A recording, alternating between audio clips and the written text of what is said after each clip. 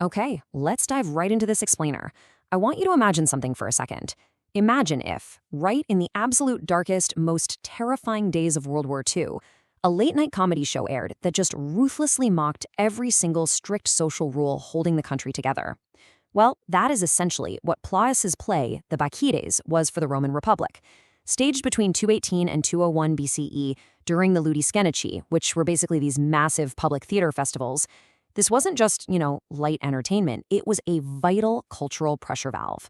Rome was actively enduring the grueling trauma of the Second Punic War, and Plautus engineered this brilliant escape. By setting all the scandalous action in a fictionalized Greece, he created a safe aesthetic distance.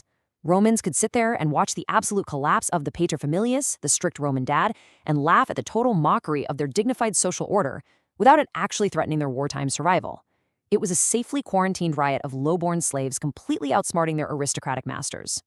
Here's a quick look at our roadmap for today. Introduction and thematic thesis, historical and cultural context, literary composition and style, ethical and philosophical framework, dialectical progression and character arcs, and finally, transmission and enduring legacy. Let's get to it. Segment 1, Introduction and Thematic Thesis, setting the academic hook. So Plautus wrote in a genre called fabula palliata, which literally translates to Roman comedy in Greek dress. Now, you might be wondering, why does that matter? Well, setting all this scandalous social upheaval in a fictionalized Greece created the ultimate safe space.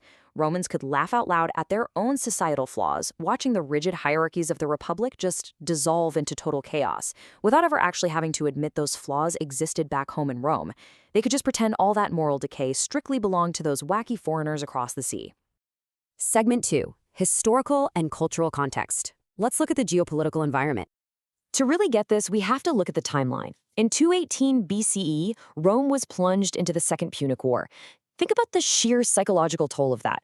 We're talking about a state of perpetual, grueling warfare highlighted by horrific events like the brutal siege of Capua in 211 BCE. The theater became a desperately needed psychological pressure valve for a deeply traumatized public. The stage was essentially a localized, controlled space where the unyielding demands of a society under extreme martial law were just temporarily suspended. It allowed everyday citizens to collectively process the trauma of a prolonged Mediterranean conflict through structured, festive comedy.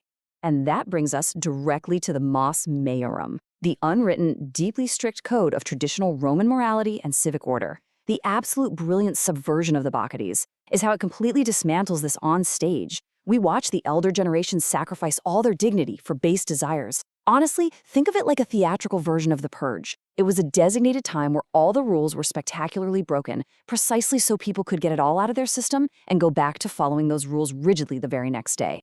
Segment 3, Literary Composition and Style. Let's explore the structural architecture. Now, Plautus wasn't just translating Menander's original Greek new comedy, the Dis Exapaton. Oh no, he was aggressively Romanizing it.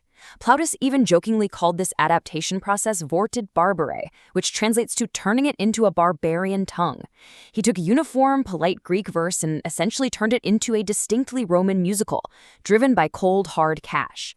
He injected these complex, sung lyric passages called cantica, completely shifting the vibe, so the dialogue continuously revolves around a highly commercialized economy. It's all about transactions, hustling for money, and leveraging financial power. Segment 4, Ethical and Philosophical Framework. Let's dissect the virtues, vices, and inversions. The true beauty of this play definitely lies in its character inversions. It builds a framework where the people with the absolute least legal power possess the highest tactical genius. You have Crasilius, the servus calidus, the clever slave, operating as the master mindmaster. He systematically targets Necobelius, the strict Roman father who completely loses his dignity to his own greed. Meanwhile, the Bacchus sisters, the Heterae, act as the ultimate agents of moral collapse, effortlessly seducing the men. It is a perfect, totally upside-down flip of the social hierarchy. All of this culminates in Crasilius's incredibly famous Troy monologue. In it, the clever slave delivers a legendary speech where he invents a brand new word, urbi veritatio, which essentially means skirmishing with words. He takes the highly specialized, deadly serious language of the Roman military's light-armed infantry and uses it to celebrate scamming his master out of gold. He literally compares his domestic heist to the epic siege of Troy. It is the ultimate ancient mic drop moment, hijacking the gravity of war for a spectacular laugh-out-loud victory over his boss. Segment 5, dialectical progression and character arcs. The dual engine schemes. So, Chrysalis pulls off this magnificent heist in 3 distinct acts. First, we get a tangled web of mistaken identities and broken trust among the youth. Once that psychological tension clears up, we hit phase 2, the strategic extortion of the gold. Chrysalis brilliantly uses the father's own hoarding and greed against him, spinning a double deception that traps the old man in his own supposed shrewdness. And finally, Act 3 brings the grand reveal. The elaborate ruse collapses into total, hilarious chaos, forcing the manipulated fathers and the victorious slaves face to face. And the resolution, it completely subverts what you'd expect. When the fathers uncover they've been played, traditional paternal authority doesn't just reassert itself. No, it is completely abandoned. The strict Roman dads transform into the senex amator archetype and end up getting seduced by the very heterae they were supposedly rescuing their sons from. They just join right in on the youth's wild festivities. It perfectly captures that Saturnalian spirit of the festivals, a cathartic subversion of all social boundaries.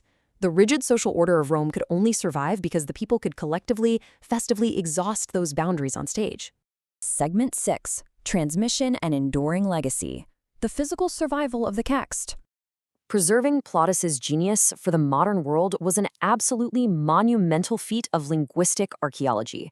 Scholars in the 19th century, like J. McCosh, essentially acted as historical detectives. They dedicated their lives to cross-referencing horribly damaged 11th century manuscripts, like the Vatican's Codex Vetus, with random fragments quoted by ancient grammarians. They were literally sifting through the ruins of language just to reconstruct the rhythm, the slang, and the punchlines of a society that vanished millennia ago.